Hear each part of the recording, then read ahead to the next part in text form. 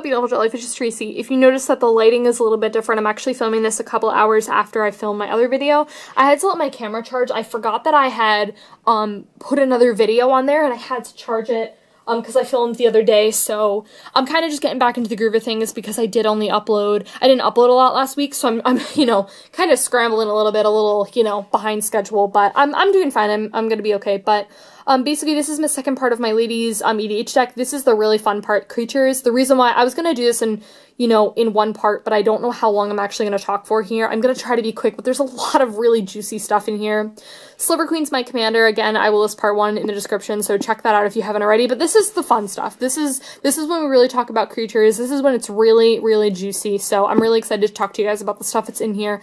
Deck will be listed on Tapped Out if you want to check it out. Yeah, let's get into it, man. Okay, fam, we got Aurelia, the War Leader. Aurelia was definitely one of the cards that I absolutely knew had to come in this deck. She's a very aggressive creature, and she's just really solid. You know, I had a lot of comments, and I said this, that a lot of people thought that this was going to be very angel heavy.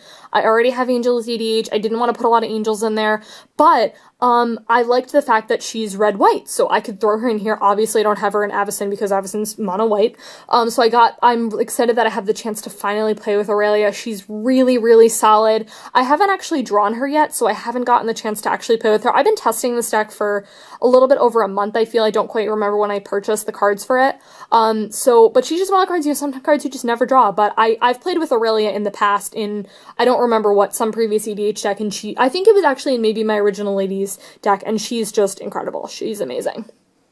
Okay, the next card I have is Bassandra, or Bassandra. She's amazing. You know something? I've played with her in something else. It wasn't Ladies, and I can't remember what.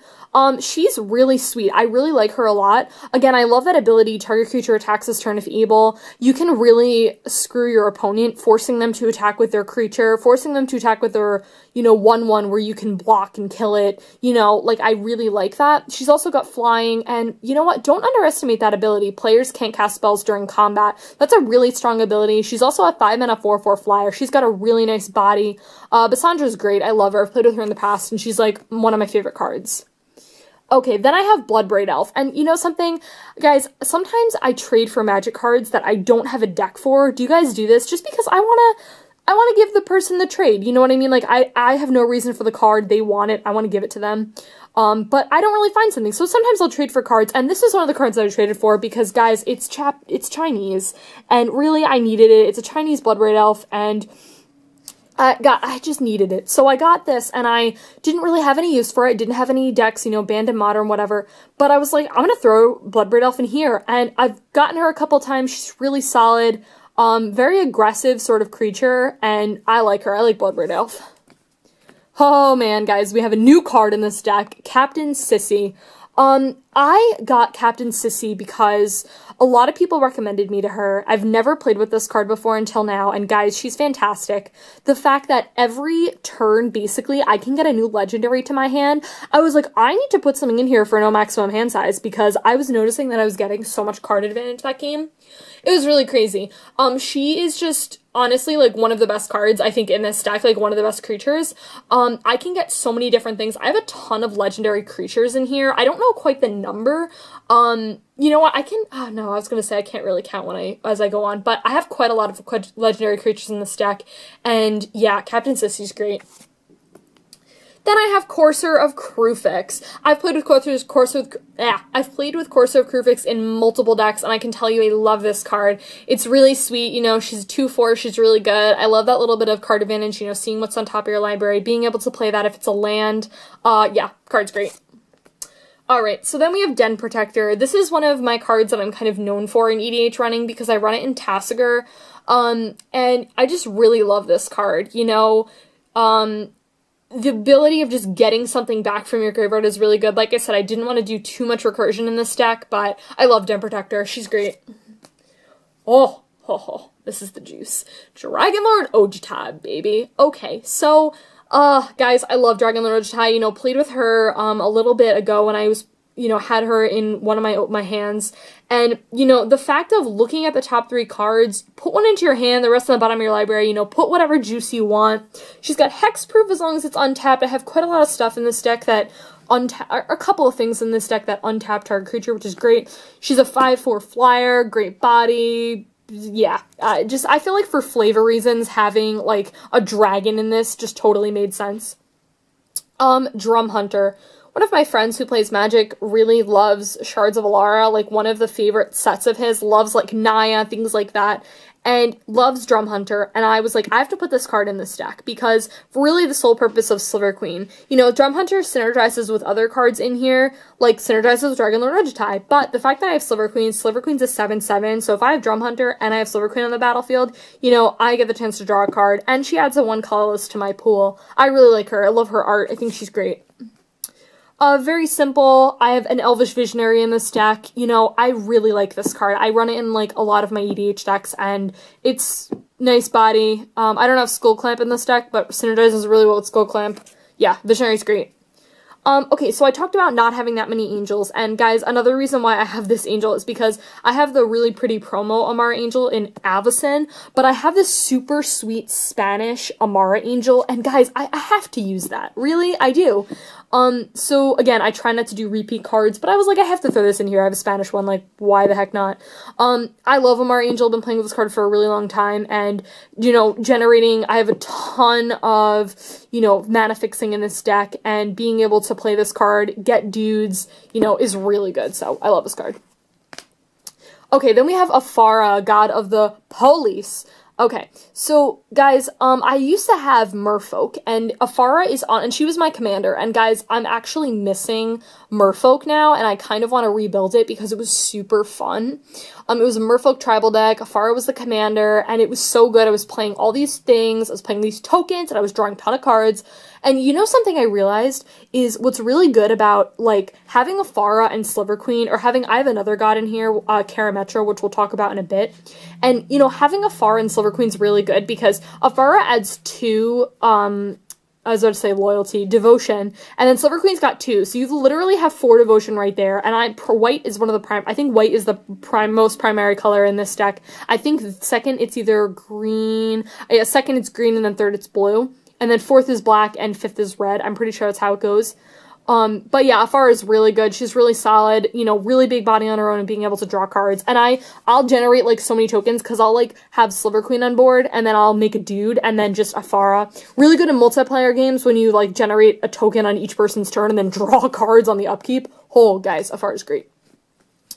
Eternal Witness, really, an EDH deck would not be complete without an Eternal Witness. I have to run this card. I just love it. She's a lady, like, really, I just had to run this card. Eternal Witness made me do it. Geist Honored Monk. This is a card that potentially will come out in the future. I haven't really drawn this card, so I don't really have an opinion about it. But I think it's pretty solid. I just think it's kind of a lot of mana for what it is. This is one of the cards that is going to probably come out at some point, until I get something better, some better creature. But for right now, she's really solid. I like her. She generates dude. She's got vigilance. She's super big. Stick her some with trample, and she's just a massive dude.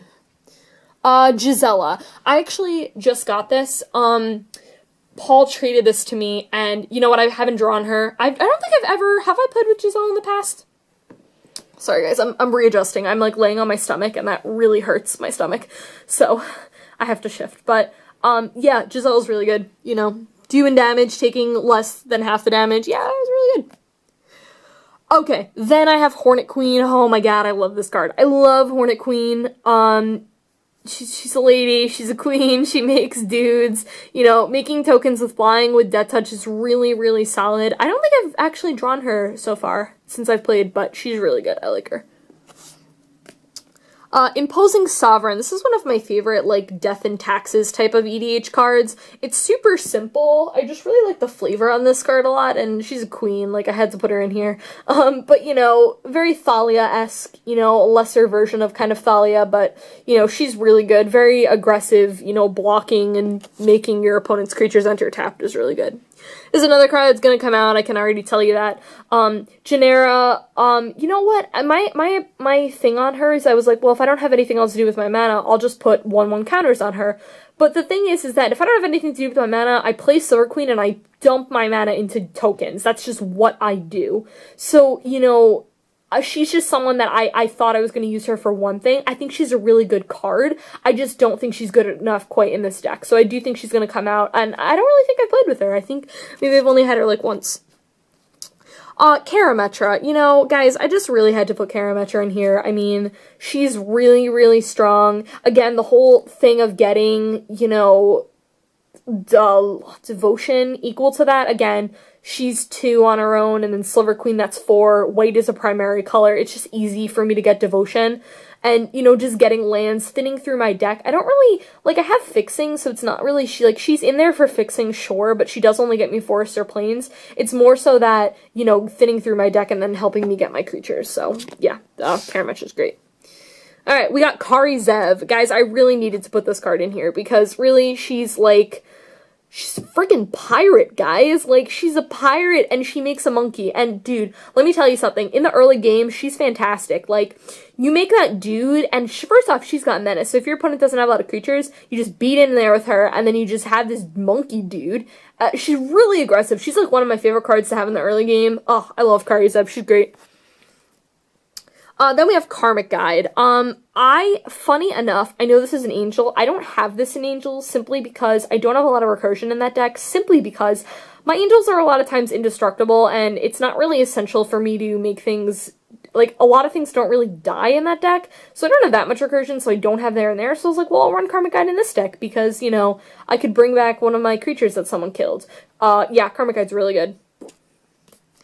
Then we have Liliana. And, you know, okay, so technically I guess I run 2 Planeswalkers because she flips into a Planeswalker. Had Liliana in, I want to say Tasigur for a little bit, and then I took her out. She's really good. I mean, I don't think I've played with her yet in this deck, but she's really solid, you know, making a lady zombie and then her flipping. Yeah, Liliana's great. Oh my god, guys, this is one of my favorite cards. Is it Mureki? I don't know if that's how you say it, but had this card in OG Ladies deck, and she is stupid. She's so dumb. I love her. I think I need to make a mock deck of her because she's great.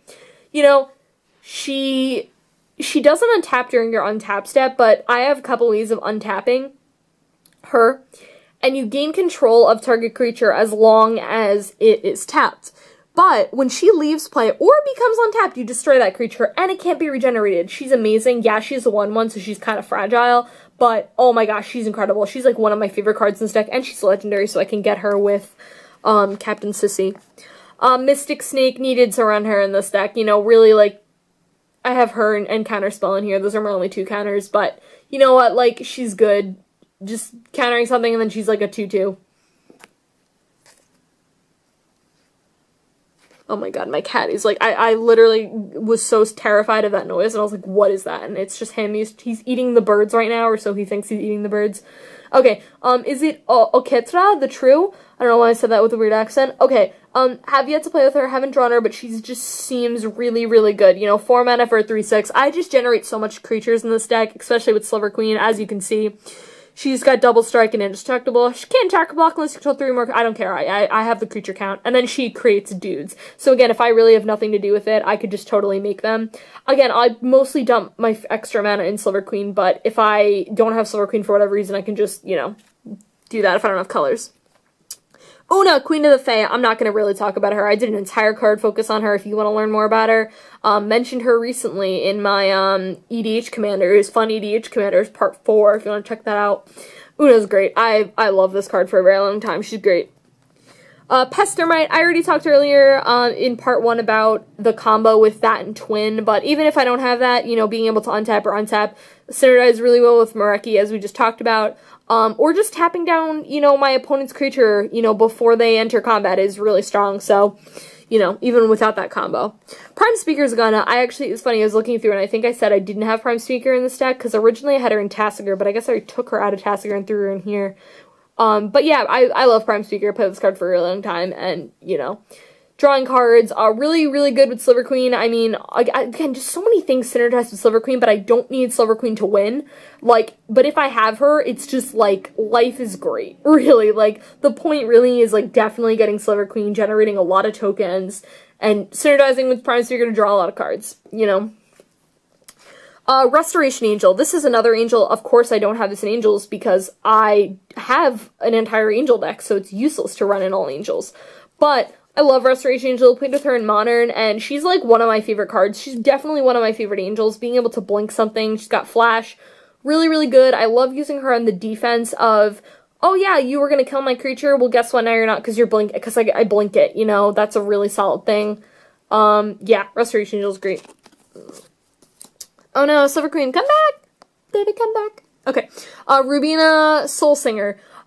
This is another card like Mareki, taking opponent's creatures. The thing about that, though, is that this one, like, it's not like you can destroy them with her, which is the only thing. But, you know, she's really cool. She's bro, I like her. Oh my god, is my camera already dying? We gotta hurry this up. Okay, Samet. Guys, card is really, really stupid. I haven't gotten the chance to play with her yet, but, you know, 5 mana for a 3/4, flash, double strike, vigilance, haste, other creatures you control have haste, untap another target creature. I mean, really, like, I just needed this card in this deck. She's just great. I think I'm gonna make a mock deck around her. Alright, Saskia, the Unyielding. She's really good. She ETBs, you choose a player, she's got vigilance and haste, and then, you know, whenever creature you control deals combat damage to a player, it deals that much damage to chosen player. A really good politics sort of card to run in multiplayer games. You know, or you're playing 1v1 and you really just do double damage. Like, she's really good. Like, I like how she's versatile in that aspect. Sadissi. You know, what I really love doing is I really love having Captain Sissy tutoring for Sadissi and then tutoring for something else. Oh man, that's the life. I played with Sadissi for a long time, and she's just one of my favorite Magic cards. She's great. Alright, then we have Soul's Attendant. Okay, this is, like, I think my little bit of life game that I have in the deck. Good early game play. A lot of the early game I'm really spending generating mana. That's kind of what I'm trying to do. But if not, you know, Soul's Attendant on turn 1 is a really solid turn play. I love this card. Okay, Teysa. Guys, I love Teysa. I really, like, she was an OG ladies, and she is incredible. She's a card, like, she's a lot of mana. She's really one of the highest mana cost cards in the deck. I don't really care about that, though. I generate so much mana that I really just don't even care. But, you know, she's really good. She's got pro creatures, and then whenever a creature you control, whenever a creature they control deals damage to you, destroy it, and then you create a 1/1. Like, she's just awesome. She's great. Okay, we have, Thalia, not OG Thalia, new Thalia. You know, funny, I had to get this foil just because it was only, like, a couple of cents more, and it's just beautiful. Like, like, the art on it, this is just beautiful. Who is this? Joanna, yeah, really like this artist.